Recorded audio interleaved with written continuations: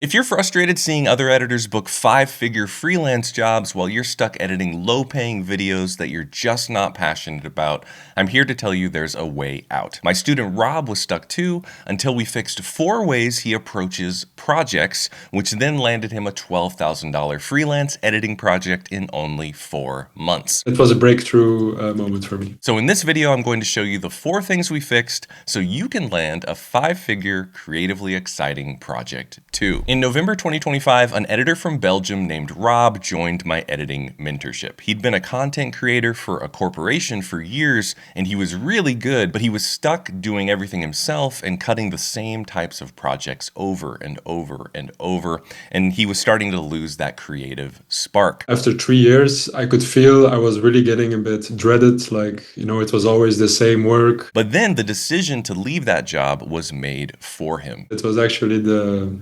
company itself had some financial issues, and so they decided to fire me, which was kind of a shock for me because, you're so comfortable in this rhythm of going to your work, a 9-to-5 job. It was a bit like, okay, and now what am I going to do with my time now? And a few months later, he booked a $12,000 project with an international brand big enough that he could hire a team. Here's how he did it. Is your editing show reel full of the type of work you don't even want to do anymore? When Rob applied, his reel was mostly corporate video. And here's the problem with a reel like that. Clients don't hire you for what you're capable of. They hire what they can see you've already done. So if you send a reel full of corporate work to a fashion brand, they're not going to make the connection that you're the editor for the job, no matter how good the cutting is. And that's the show reel catch-22 that keeps you stuck. You want to work in a new niche, but you have nothing to show in that niche, so nobody hires you. So you never get anything to show, and you can lose years like that. Rob realized this even before joining my program, and he was starting to move his corporate video portfolio into more fashion work. And when he joined my program, we took that even further as he cut spots for Columbia Sportswear and Ducati motorcycles in the editing style that he wanted to do more of in the future. And I gave him notes on every cut so we could raise his work up to broadcast quality to match the quality of the brands he wanted to work with. You really need feedback. You need feedback always, like for your own work, for professional work. It's just so good to have a fresh perspective. So fix 1 is build the type of work you want to be hired for. When you do this right, you stop getting judged on the work you're stuck with in your show reel, and you start getting considered for the work you actually want at the rates that come with it. If you're stuck with a show reel full of the type of work you don't really want to even do anymore, click the link in the description to check out my editing mentorship. But a new show reel sitting on a hard drive has never gotten anyone paid. And what Rob did with his next is the reason he was able to book his first US client the first week in the program. Let's say you're walking down the street and you want to buy a new jacket, and there's 2 stores right next to each other. One store has 100 jackets, their full inventory piled up in front, making it impossible to even try one on. Next door, they're selling the same jackets, but they just display 1 or 2 in the window with a nice spotlight on them. Where do you think you're more likely to buy that jacket? As an editor, your outreach emails and your show reel are your storefront. I could ask Austen, could you have a look at my website?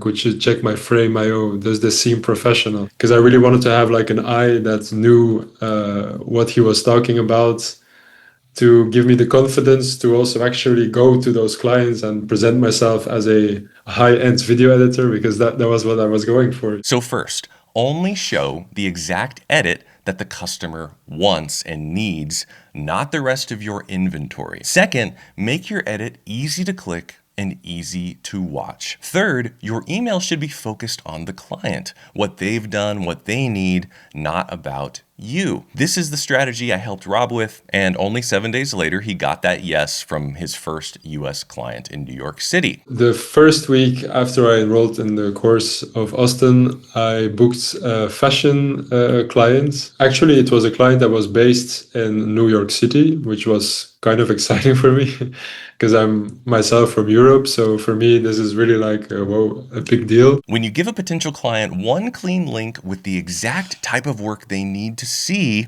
and you talk about them so they feel like you understand them, it's easy for them to say yes. So you stop getting overlooked, and those high-paying clients you actually want finally start writing back. But without this next step, Rob's win could have turned into a nightmare, and it had nothing to do with his editing. Early in my career, I remember getting a call for a quick turnaround corporate video, and when they asked me my rate, my lack of confidence, but also fear of not booking the job, made me quote them a really low rate. So by the time the job was done, I probably made less than minimum wage. But even worse than that, I spent the whole time resenting the project, resenting the client, and I'm sure they could feel it. So I wasn't going to get another call from them. When you don't have the confidence to charge what you're worth, everyone loses: the client, the project, and most importantly, your own sanity. I thought I asked too much, and then actually, what Austen told me is no, you need to change your mindset. It gave me confidence that I was a professional editor and that I could do this job. The main thing I would have missed is the confidence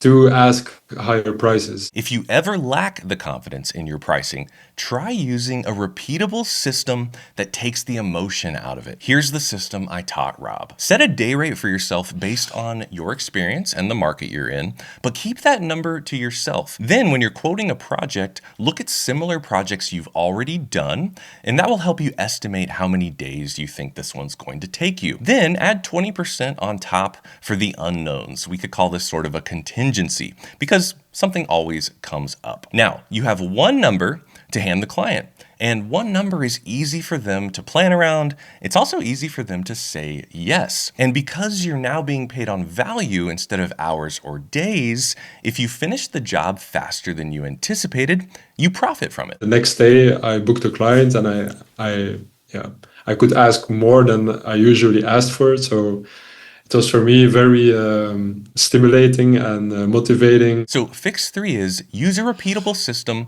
and charge project rates. When you do this, you stop competing on price, you start getting hired by clients who are happy to pay for the value you provide, not just your hours or days. And if you want me to personally help you fix your client outreach and your bidding so you can make a comfortable living from editing without the burnout, click the link in the description to check out my editing mentorship. But winning a new client and finally charging what you're worth all goes out the window if you're not prepared for what comes next. If you've been editing professionally for any amount of time, you have struggled with this next thing. And I'm going to be a little bit vulnerable here. This almost made me quit editing. When I started, I knew I had to do outreach to potential clients, but I really didn't like it. So I'd muster up the energy to maybe send out 4 emails in a week. And if nobody replied, or worse, I got turned down, I'd get really depressed and I would stop sending them for a long time. Because I had all these limiting beliefs. I'd think I wasn't good enough, I wasn't talented enough, and maybe the worst one was that just my editing career was never going to work. Now, 20 years into my career, looking back, it seems kind of crazy that I would ponder making a life-changing decision like quitting editing based on 4 emails. But having met a bunch of editors, it happens to all of us, and that's exactly why I coach editors like Rob on their mindset. The moment I started, I suddenly had like really lots of work. But before that, there was nothing, so I was a bit surprised. And then, of course, afterwards it went again down. I was a bit like, okay, the biggest struggle I have is to keep on having this business side, like keep on texting, sending out emails. I found that mindset is the difference between editors who have a sustainable career that support a comfortable lifestyle and the ones who burn out and quit. So Rob just kept going, and then this happened. I sent a message to an old contact that I had of a company where I did an internship, and really like I just sent him a message, and the same day he was saying, well, actually, I might have a project for you. So it was really like, I don't know, coincidence or just the good timing. But I had to stop Rob there because it wasn't a coincidence. There's a saying in America, we say, the harder you work, the luckier you get. Ah, yeah.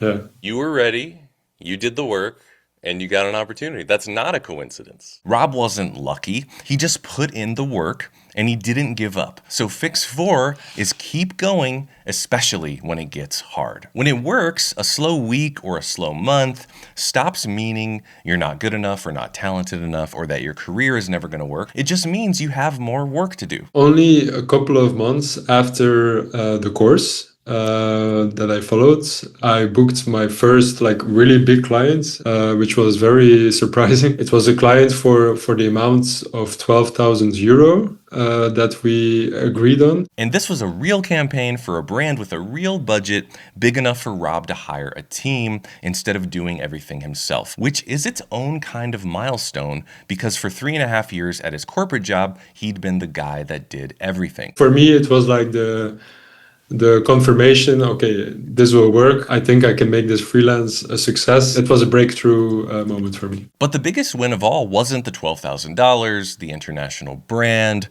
or even the potential clients he can go after now. The biggest win for Rob was that he was finally being trusted creatively after spending years doing work where he was losing that creative spark. So the difference between the corporate job that I had and the jobs I'm getting now is that I really have more of a creative partnership in my jobs. I can discuss about things, I can show them a version and they can say, I like this, but actually I don't like that, or try something else. And so it's very stimulating for me. If you're struggling with your confidence and you're wondering if you'll ever make a comfortable living from editing, working on high-paying projects that are creatively inspiring, and you're ready to build the type of work to finally charge what you're worth, click the link in the description to check out my editing mentorship. Now you know the 4 things I helped Rob fix to land a $12,000 project, but none of it will work if you don't know the 5 places your editing income is blocked right now. So watch this video next to find out what those are and how to fix them.